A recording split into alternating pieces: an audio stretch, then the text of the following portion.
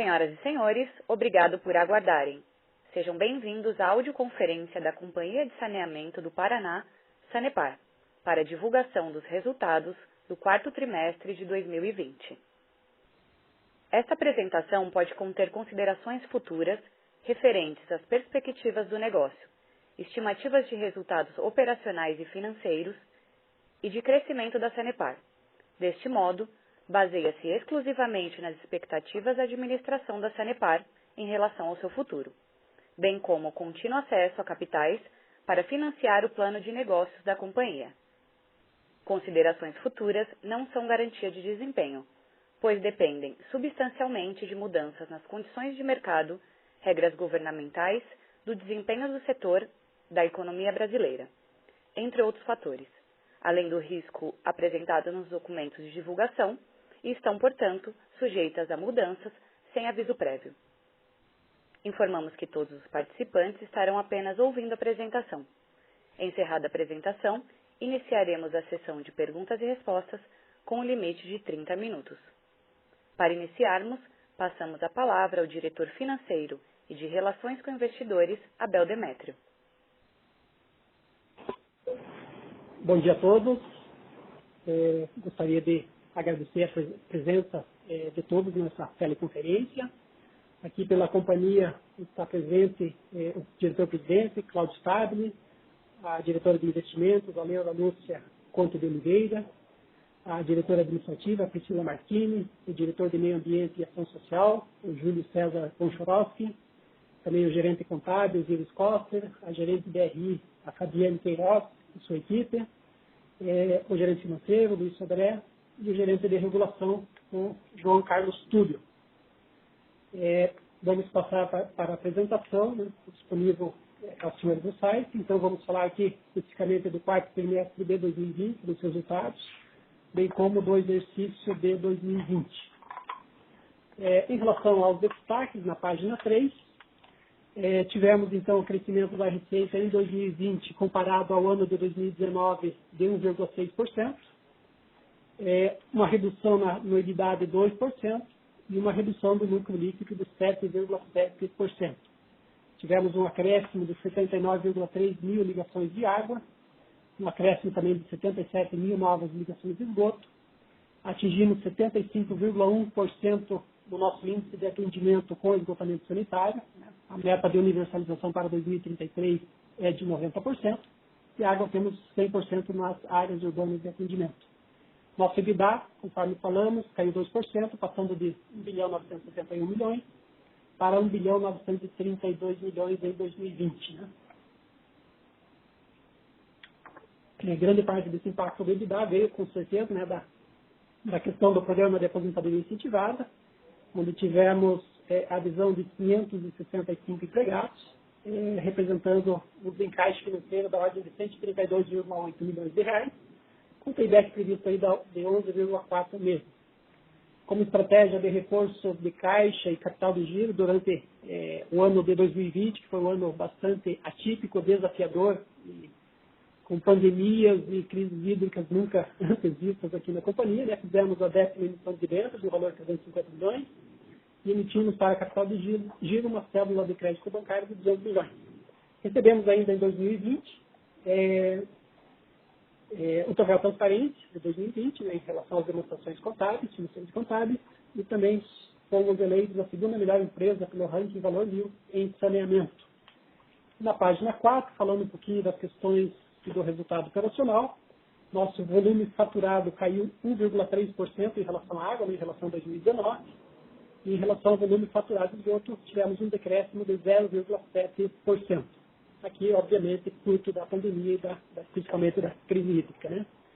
Inadimplência, fechamos o ano com 2,8%, 1,1 ponto percentual acima do valor verificado em 2019, que foi de 1,7%, mas muito abaixo, né, das expectativas iniciais, né, quando surgiu a pandemia do Covid, que o mercado estava sinalizando realmente uma inadimplência muito maior. A eficiência, né, operacional, fechamos o ano com 220,2 litros de perdas por ligação por dia. Aqui um resultado muito favorável e importante para a companhia, uma redução de 4,5%. Passando um pouquinho para a página 5 e página 6. Na página 5 temos os gráficos, aí, as imagens, né, da estiagem no Paraná nos meses de novembro e dezembro. Novembro foi um mês muito bom em termos de chuva e para a recuperação aqui dos níveis das barragens. Lembrando que até setembro a gente vinha realmente em índices próximos já a 25%, 26% dos níveis.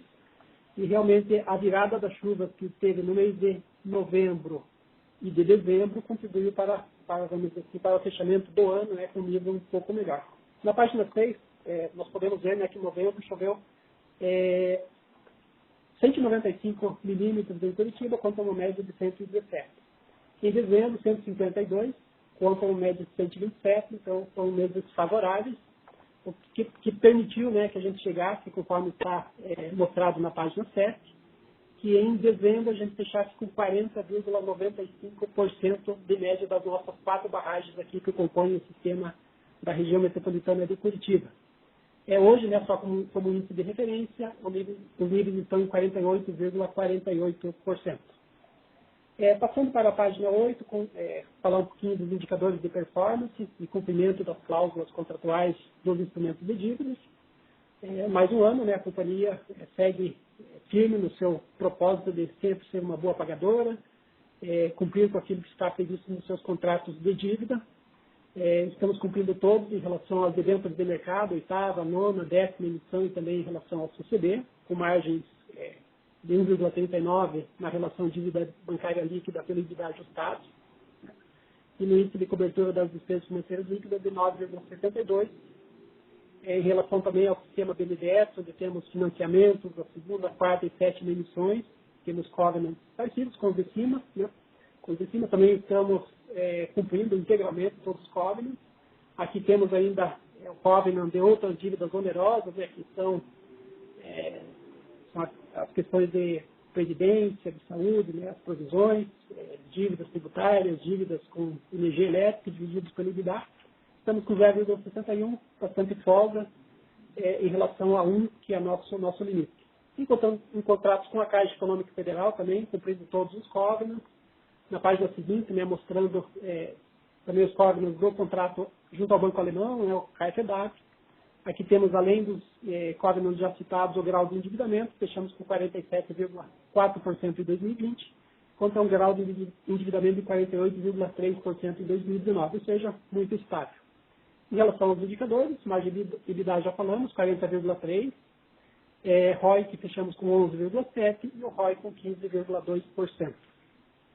Passando para a página 10, falar um pouquinho aqui do desempenho financeiro. Então, como vimos, né, a receita líquida cresceu 1,6%, chegando a 4 bilhões e 800 milhões de reais. Em relação ao EBITDA, ele atingiu 1 bilhão e 932, um decréscimo de 2%, com uma margem de 40,3%. O lucro líquido atingindo 996 milhões no período, uma margem líquida de 20,8%, com um decréscimo de 7,7% em relação ao ano de 2019. Custos de despesas operacionais que impactam o EBITDA cresceram 4,2%, atingindo 2 bilhões e 868 milhões de reais.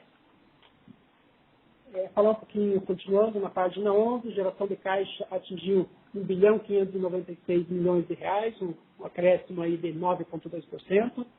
Tivemos, então, aí uma conversão do EBITDA em caixa de 82,6%, superior aos 74,1% de 2019. Em relação à dívida líquida e alavancagem, temos dívidas aqui de curto prazo de 522 milhões, de longo prazo 3 bilhões e 126 milhões, totalizando então 3 bilhões e 648 milhões. Deduzindo do caixa, equivalente de caixa de 864 milhões, chegamos a um endividamento líquido em 2020 de 2.774, mantendo a correlação de alavancagem em 1,4 vezes, que foi verificada também em 2019.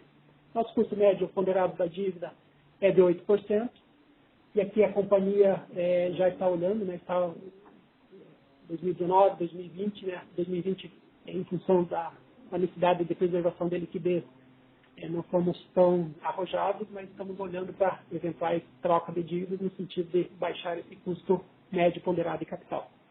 Em relação ao CAPEX, investimos 969 milhões, apesar de toda a crise de coronavírus, apesar de toda a falta de material, né, em alguns momentos.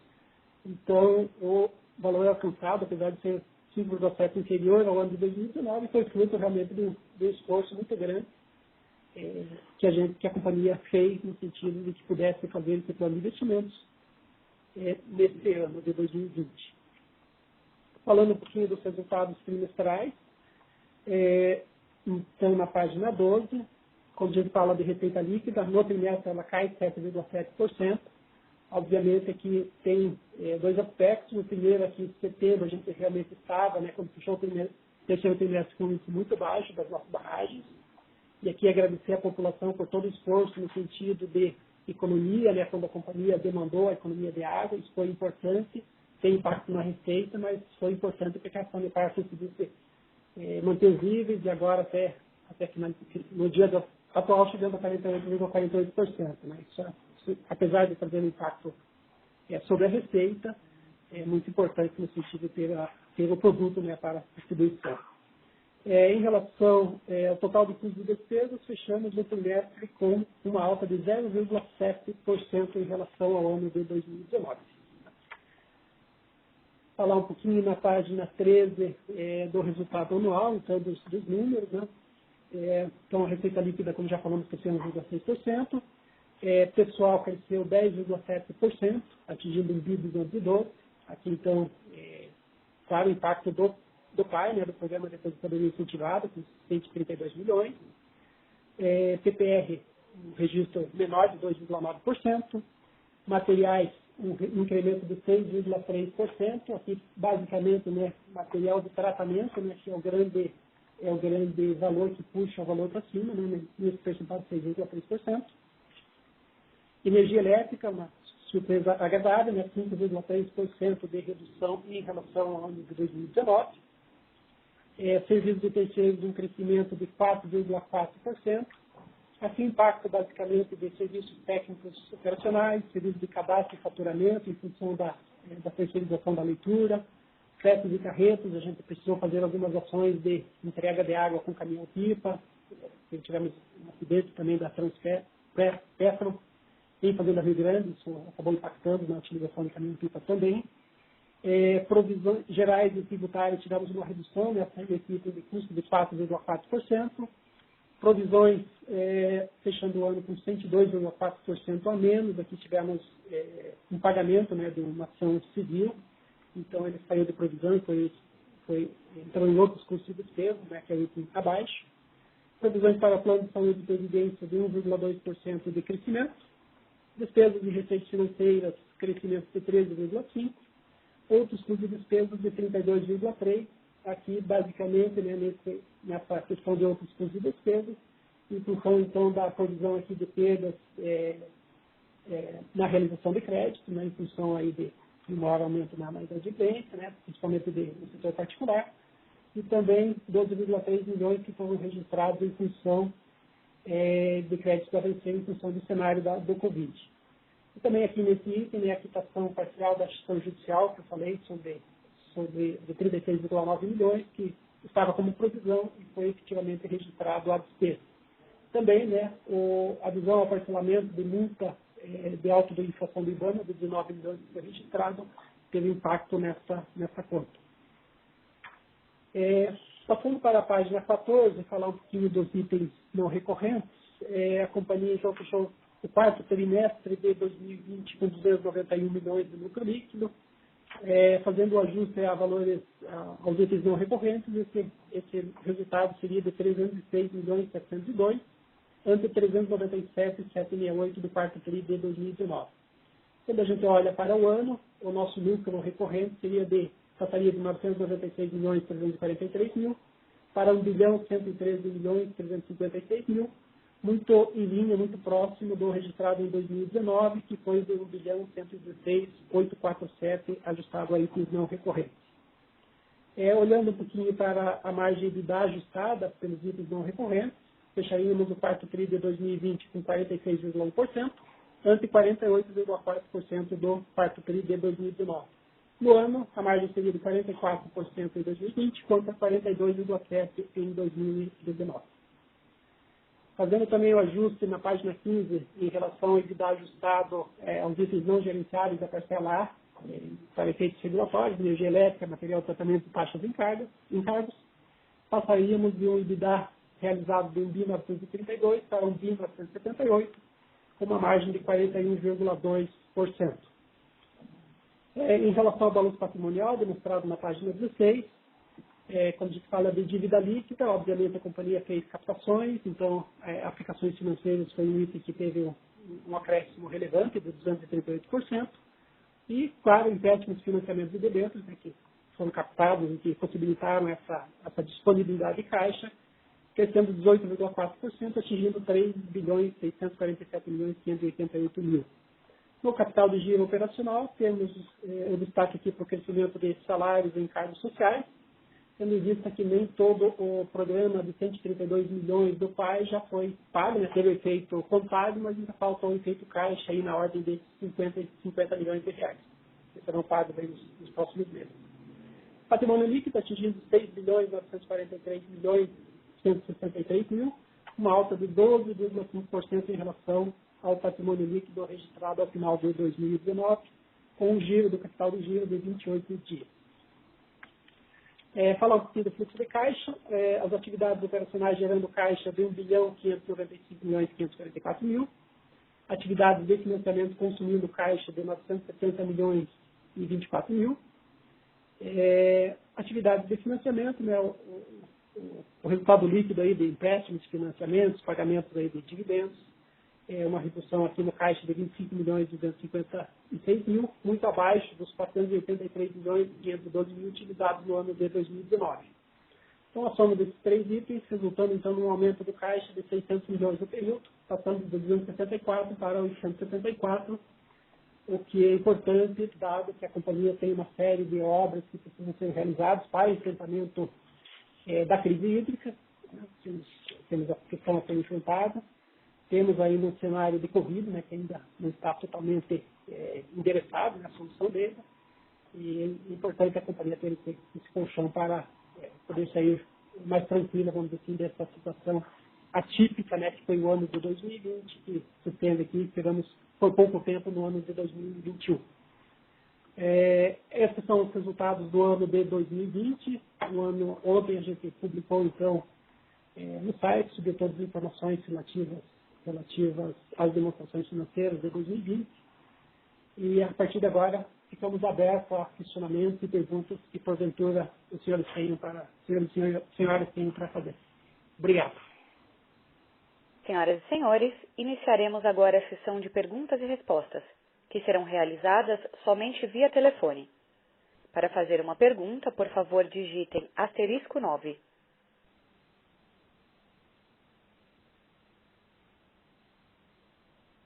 Nossa primeira pergunta vem do senhor Gabriel Francisco, da XP Investimentos. Bom dia a todos, Gabriel Cláudio. A minha pergunta não é relacionada aos resultados, acho que a performance aí ficou clara. Eu queria entender como que a companhia está evoluindo na estratégia dentro aí do ambiente da consulta pública da revisão tarifária, de planejar, né, justamente contra-argumentar diversos pontos que a agência reguladora nos materiais ali dos termos preliminares fez, né? E aí acho que eu estou me referindo aqui, se eu for bem preciso, a questão da base de ativos, né? A base de ativos não leva em consideração a base incremental. Eu queria que vocês comentassem sobre isso. Queria também que vocês comentassem sobre tanto a questão das sobras físicas, né, o que vocês podem abordar acerca desse assunto, como também do CAPEX não auditado de 2016, né, tem havido cerca de 960 milhões. Eu também queria entender como que vocês estão se posicionando também para reverter a questão da troca unilateral e arbitrária, né, do índice do reajuste tarifário 2020, né, aquela troca totalmente despropositado do IPCA por IGPM, até vocês soltaram um comunicado ao mercado a respeito dessa solicitação, e entender como que vocês estão se posicionando e fazendo interlocução com a GEPAR para reverter esse retrocesso. Isso era tudo do meu lado. Obrigado.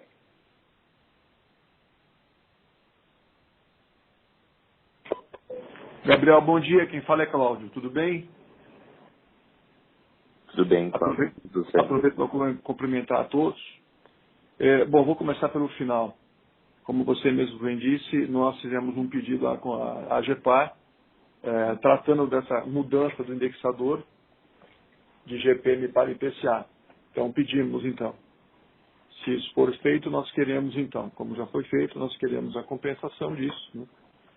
Um percentual próximo, um pouco mais de 1 ponto percentual. Não só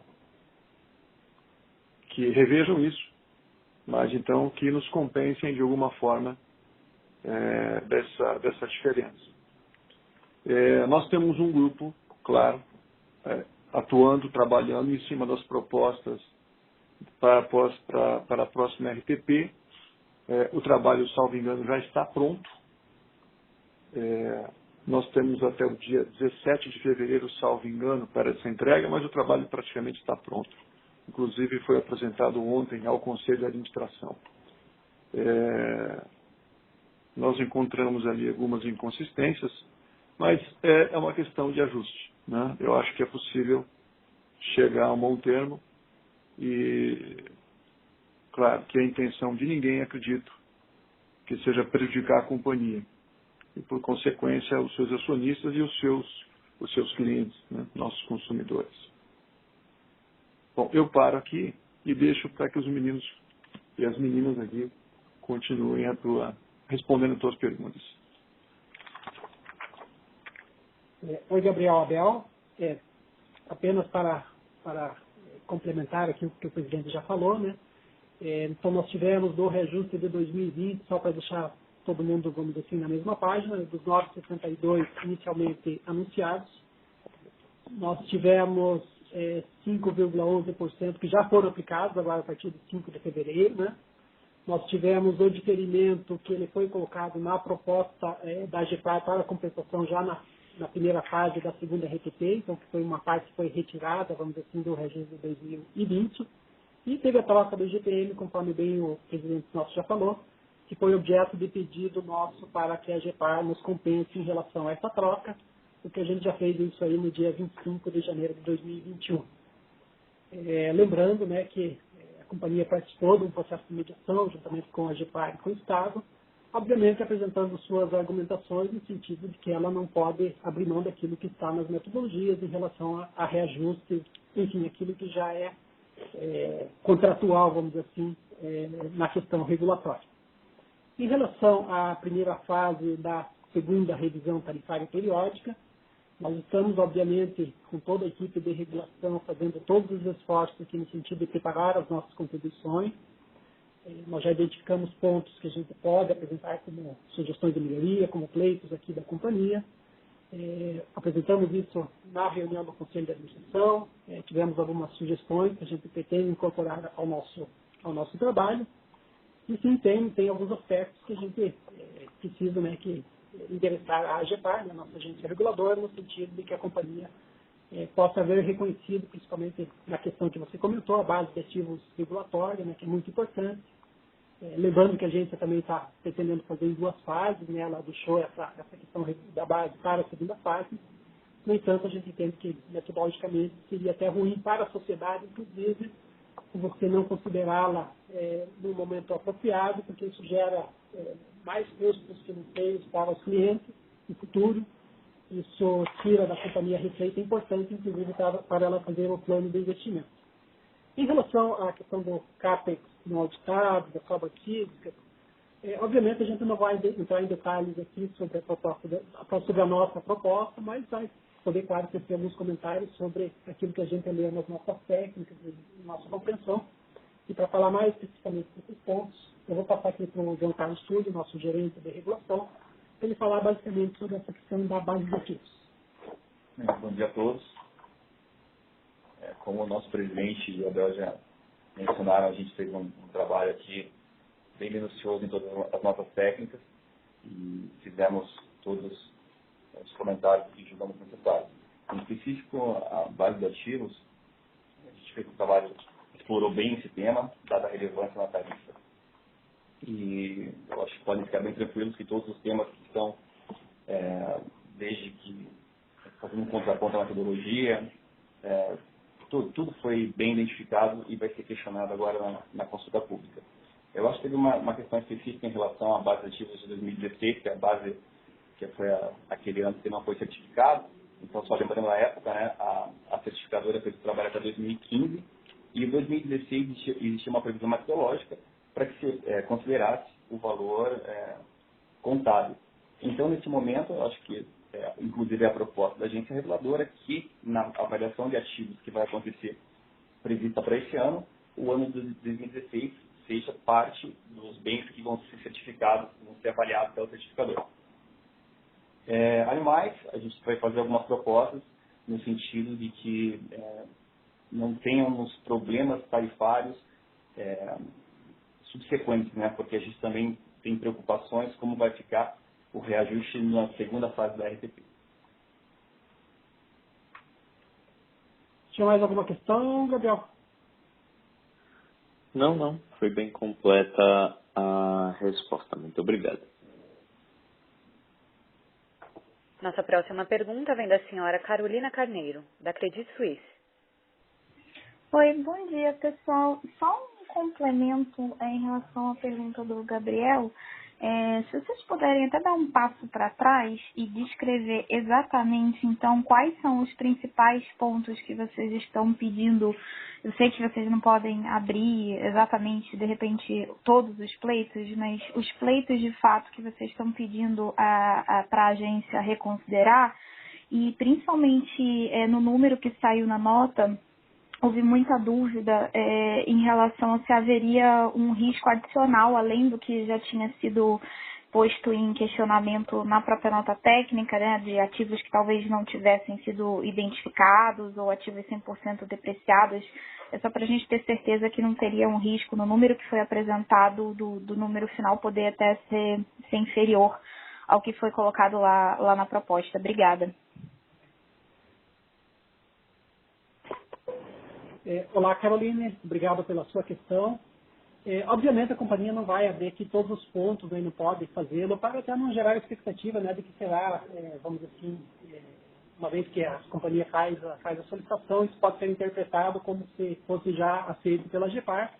E, na verdade, são contribuições da companhia, né, para a revisão tarifária. Obviamente, todos aqueles temas, né, que são de conhecimento aí do mercado, né, que são, como foi citado na própria base de ativos regulatórios, questões importantes. Mas, assim, Carolina, a gente pode dizer que a gente passou pelas 9 notas técnicas, né? A gente fez um trabalho minucioso em cada uma delas e, assim, todas as questões que são relevantes a gente está trazendo no sentido de fazer contribuições, né? A gente já conhece, por exemplo, no mercado que tem, por exemplo, inconsistências em relação ao OFF, isso é sabido no mercado, isso é algo que a gente já está apontando.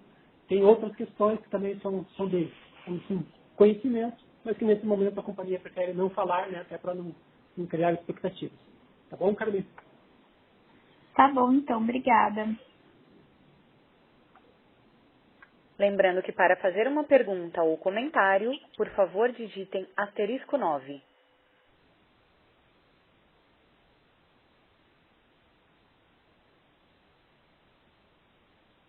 Nossa próxima pergunta vem do Sr. Anderson, da Alken Resource.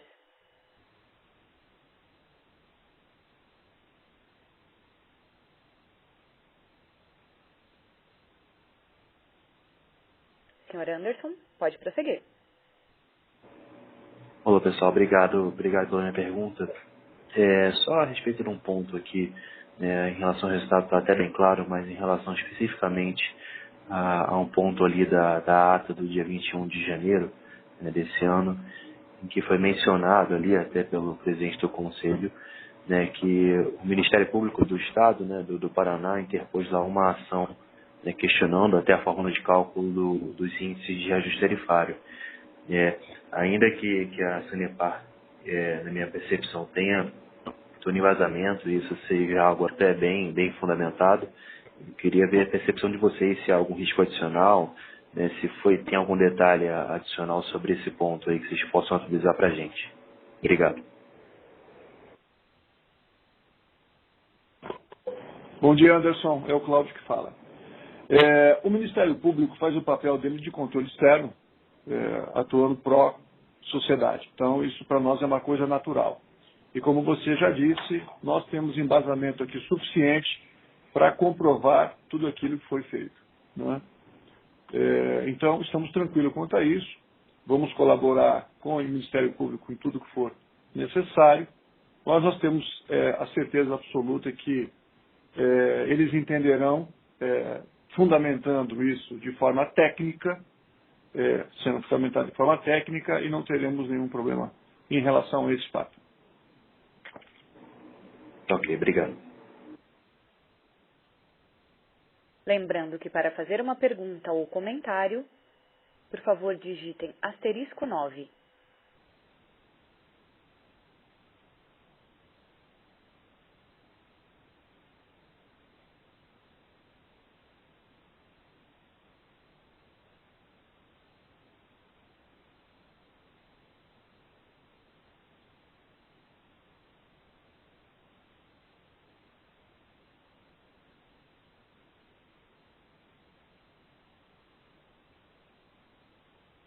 Para fazer uma pergunta ou comentário, por favor digitem *9.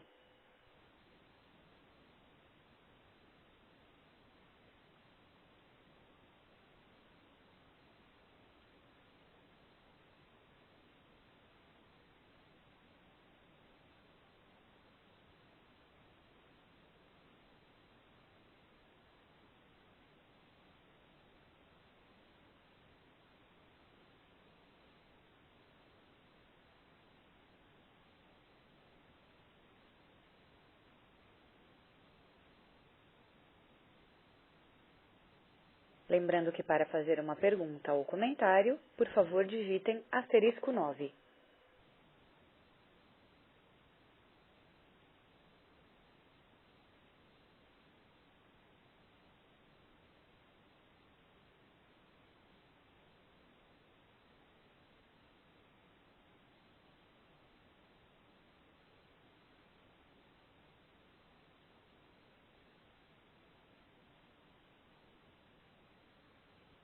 Para fazer uma pergunta ou comentário, digitem *9.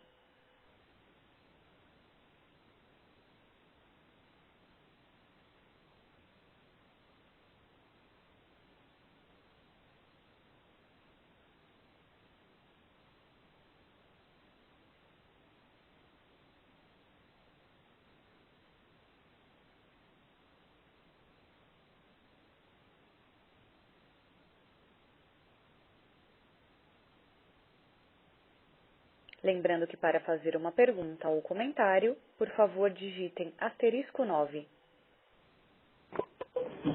Bom, eu aproveito esse intervalo, então, recapitulando um pouquinho, algumas coisas já foram ditas, mas acho que é importante retomá-las. A questão da pandemia, né, pelo Covid-19, a estiagem severa, dois grandes fatos que impactaram fortemente, principalmente a companhia, que necessita de água para manter os seus serviços, dizendo que esses foram mais importantes, mas tantos outros que até já foram comentados aqui durante esse nosso encontro, e tantos outros que nós enfrentamos no dia a dia, mas que aos poucos nós vamos superando, né? Na questão da pandemia, uma situação mundial, que agora começa a mostrar sinais positivos, isso é muito importante.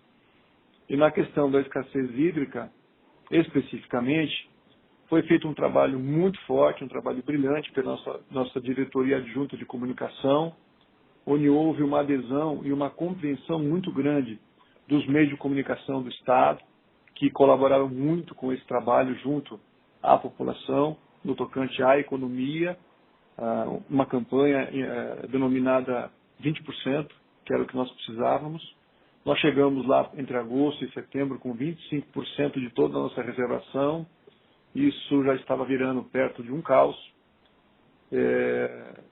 E dali em diante nós começamos a reverter, não só com a campanha, que foi muito forte e trouxe de imediato resultados importantes, mas também com as chuvas que começaram também entre novembro e dezembro. Não só isso, com todo o trabalho de utilização de fontes alternativas, como cavas, pedreiras, transposições de rios que nós nunca havíamos utilizado, não é? Então, isso foi uma soma de ações e que chegamos agora aí estamos perto aí dos próximos 50% de reservação aqui no sistema integrado da região metropolitana de Curitiba. Mas como nós temos ainda um horizonte incerto, a pandemia, mesmo tendo a vacina, isso não se mostra a resolução de um curto prazo. Da mesma forma, nós temos a situação da escassez hídrica. Então, nós estamos antecipando alguns investimentos, criamos outras parcerias e até pelo menos aí o mês de maio, junho, nós teremos também essas soluções agregadas ao nosso sistema de reservação e que, se as chuvas também contribuírem, nós chegaremos próximo dos 70% de reservação. Aí já uma situação bem mais tranquila e também a possibilidade do final ou da diminuição do rodízio. E falando um pouquinho de chuvas, além de todas as obras feitas e que estão sendo feitas, nós também estamos fazendo um trabalho de semeadura de nuvens, algo muito importante e que demonstrou resultados valiosos. E esse trabalho continua pelo menos até abril. Enfim, eu aproveito até esse momento também para dizer que a companhia se mantém firme nos seus propósitos, atentos à questão da segurança jurídica. Nós temos que ter muita cautela, muita prudência na movimentação, até na nossa fala, né, diante de todos os atores que acabam permeando esse nosso cenário, esse nosso setor. Mas eu quero dizer a todos que a companhia, então, segue firme e nós sairemos certamente muito mais fortes após o término desses eventos, seja da pandemia, seja da escassez. Foi uma lição muito grande, acho que para todos, e em especial aqui para a Sanepar, e eu só vejo isso como pontos positivos. Nós vamos sem sombra de dúvida, sairmos mais fortalecidos e capacitados para novos eventos, sejam casos fortuitos ou de força maior, mas certamente mais fortes. Muito obrigado. Para fazer uma pergunta ou comentário, por favor, digitem *9.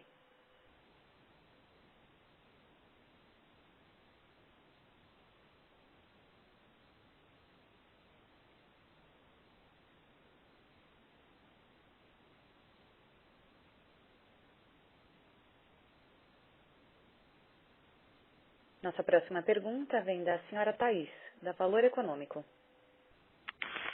Oi, bom dia. Eu ia perguntar justamente sobre essa questão da seca. Pelo que eu entendi, então, em maio, junho, se vocês chegarem a esse nível, a ideia seria afrouxar ou acabar com o rodízio? Só para esclarecer. E eu também queria perguntar em relação a Novo Marco, como que vocês têm se preparado aí para se adequar às novas regras. Obrigada. Thaís, eu vou passar para o nosso diretor de meio ambiente, o Dr. Júlio, e vai falar a primeira parte da sua pergunta, tá bom? Tá certo, obrigada. Thaís, bom dia a todos. Como foi falado já, a partir de novembro, com chuvas mais abundantes, inclusive acima da média, os reservatórios da região metropolitana começaram a se recuperar. Hoje estamos com um pouco mais de 48% e os reservatórios subindo. Então, a tendência e a nossa esperança é que, se as chuvas se mantiverem regulares e na média, no final do mês de março nós estaremos próximos a 60%.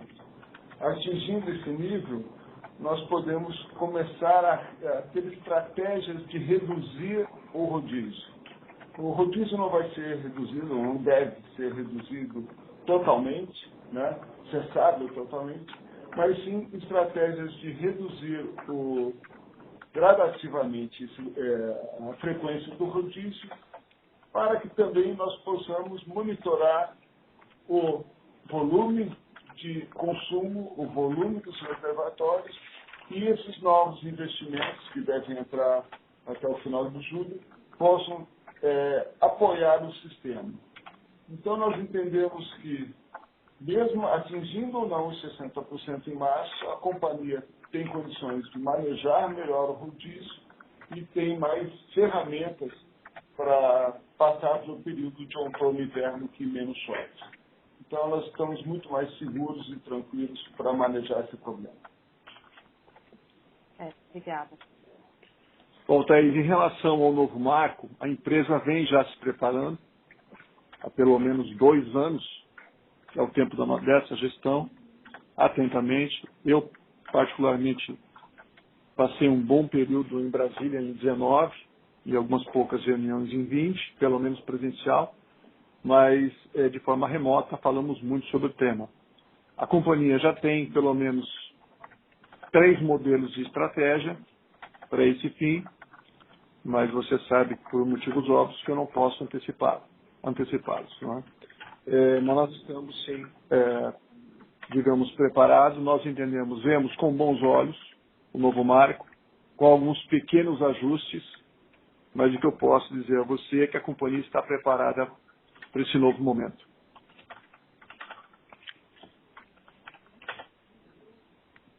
Obrigada.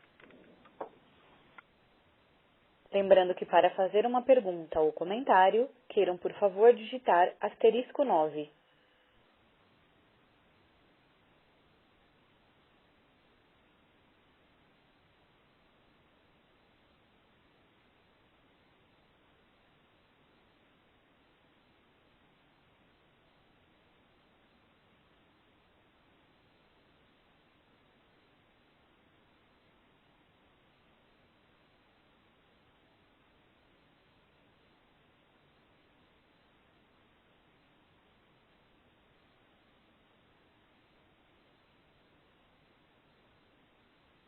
Para fazer uma pergunta ou comentário, por favor, digitem *9.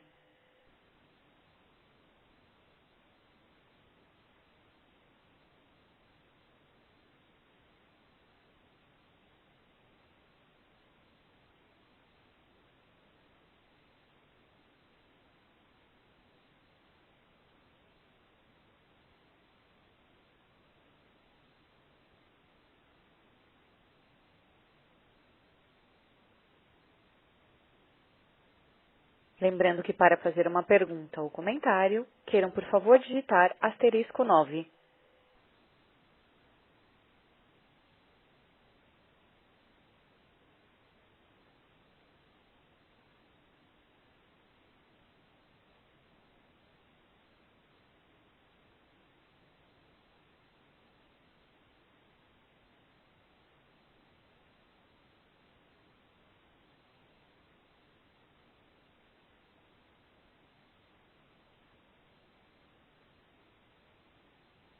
Para fazer uma pergunta ou comentário, por favor, digitem *9.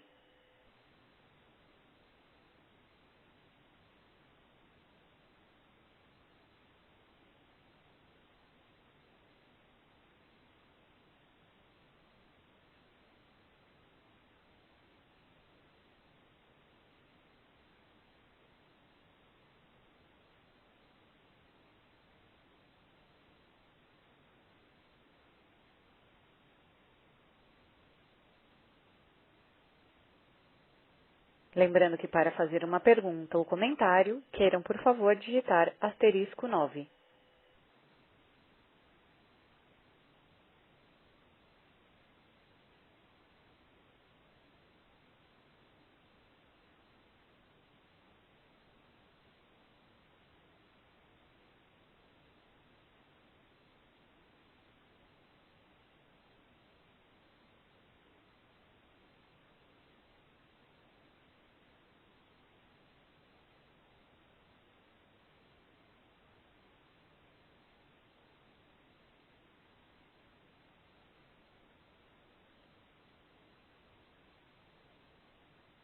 Lembrando que para fazer uma pergunta ou comentário, por favor, digitem asterisco 9.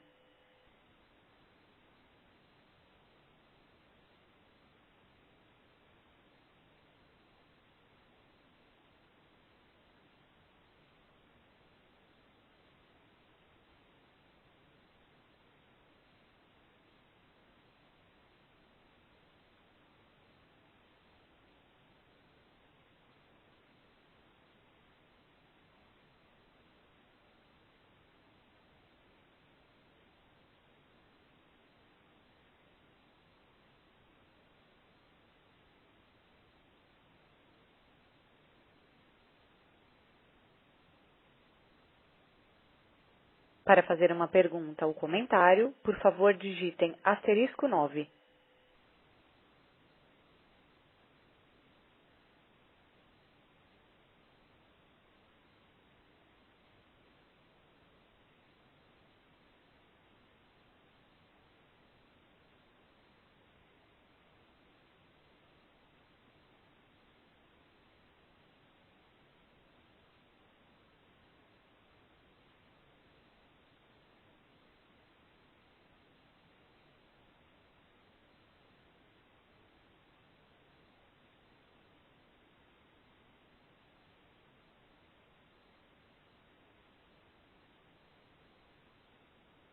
Lembrando que para fazer uma pergunta ou comentário, por favor, digitem asterisco 9.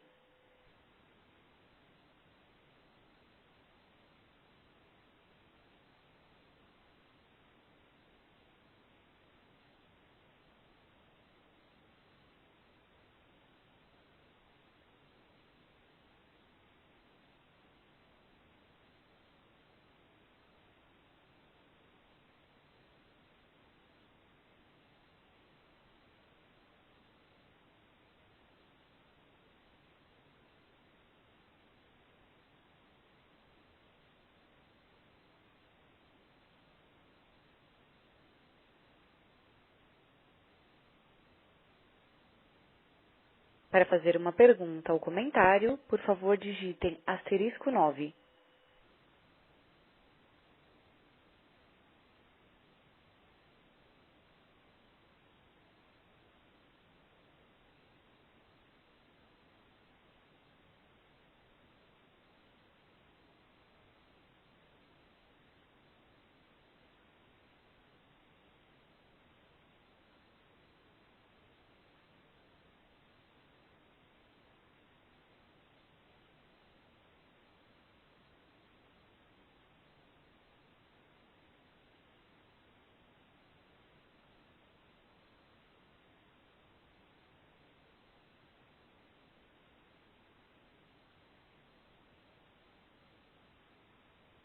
Lembrando que para fazer uma pergunta ou comentário, por favor, digitem asterisco 9.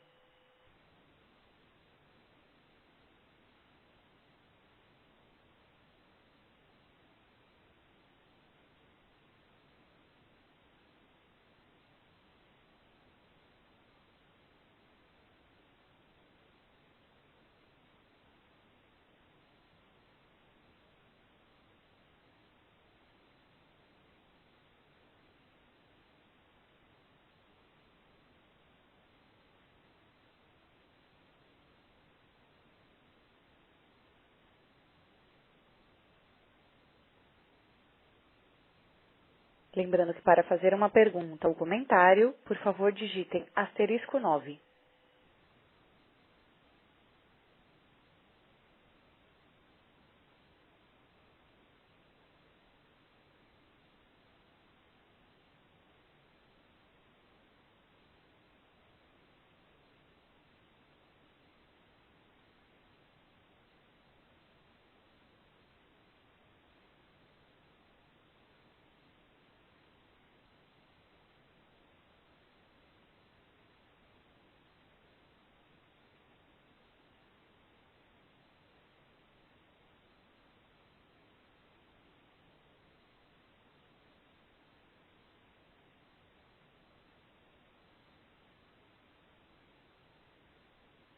Para fazer uma pergunta ou comentário, por favor, digitem *9.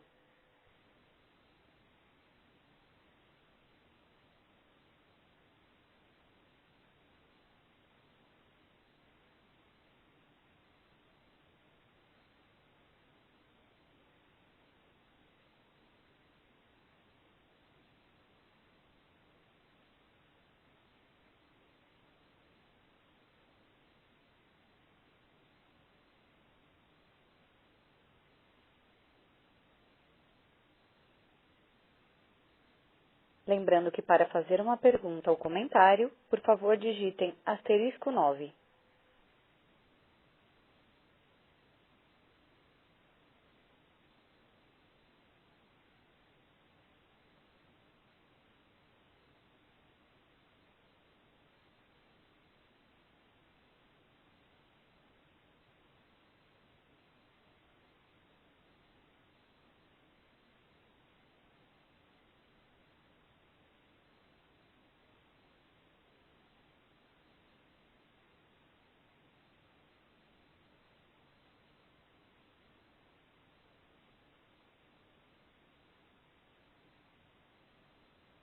Lembrando que para fazer uma pergunta ou comentário, por favor, digitem *9.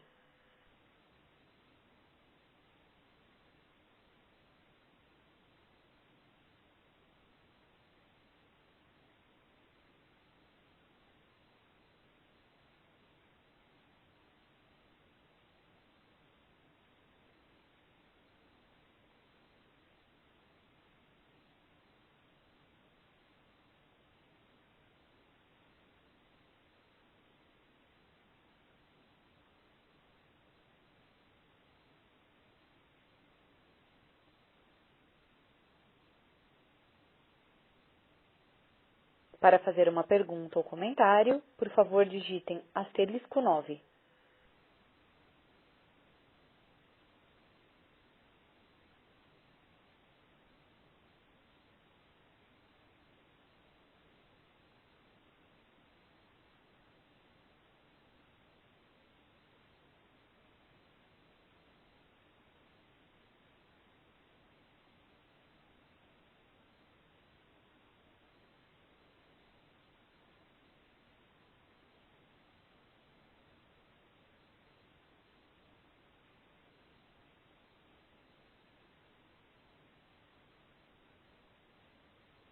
Lembrando que para fazer uma pergunta ou comentário, por favor, digitem *9.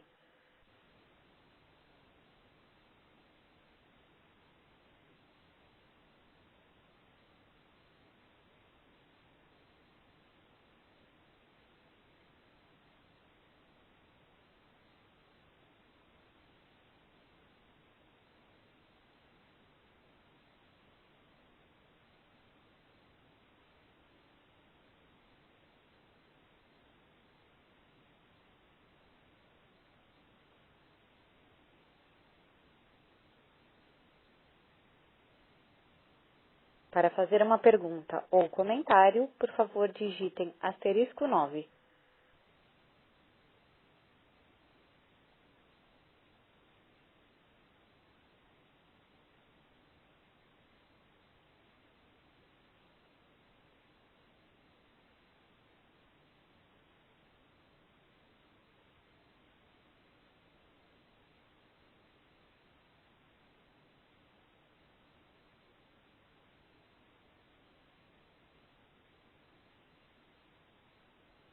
Lembrando que para fazer uma pergunta ou comentário, por favor, digitem *9.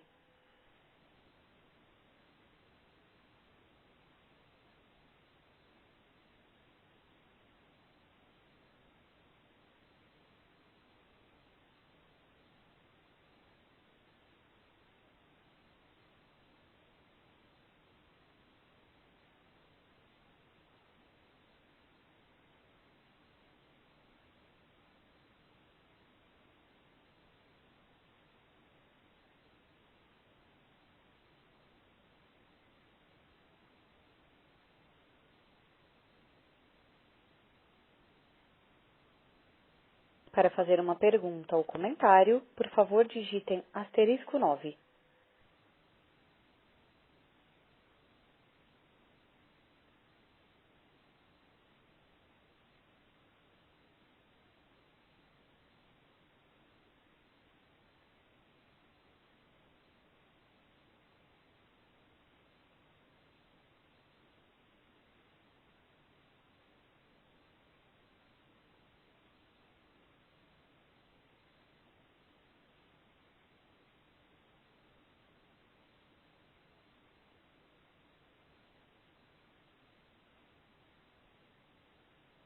Lembrando que para fazer uma pergunta ou comentário, por favor digitem *9.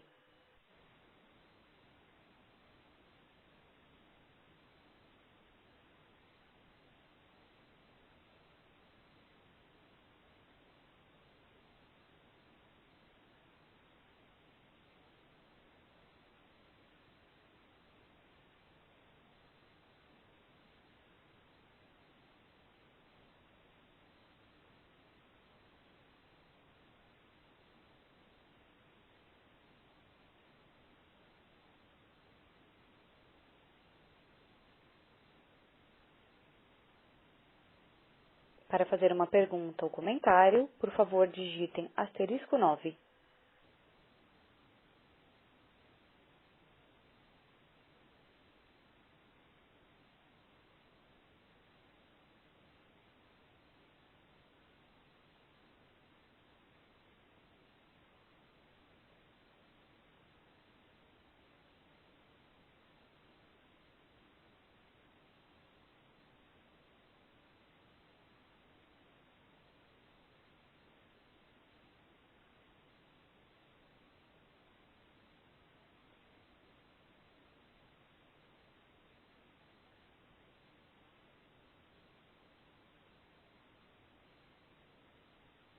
Lembrando que para fazer uma pergunta ou comentário, por favor digite *9.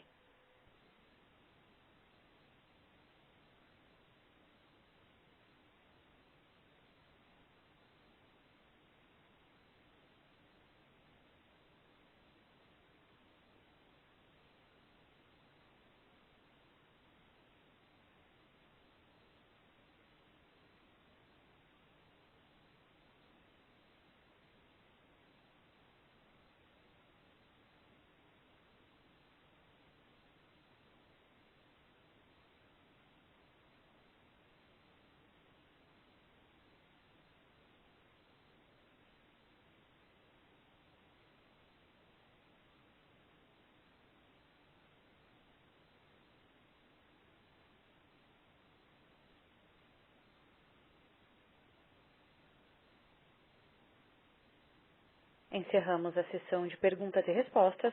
Retorno a palavra ao Sr. Abel Demétrio para suas considerações finais. Em nome da Companhia de Saneamento do Paraná, agradecemos a participação de todos, a presença aqui dos meus colegas, e fazemos votos de um feliz 2021 a todos. Obrigado. A audioconferência da Sanepar está encerrada. Agradecemos a participação de todos e tenham um excelente dia.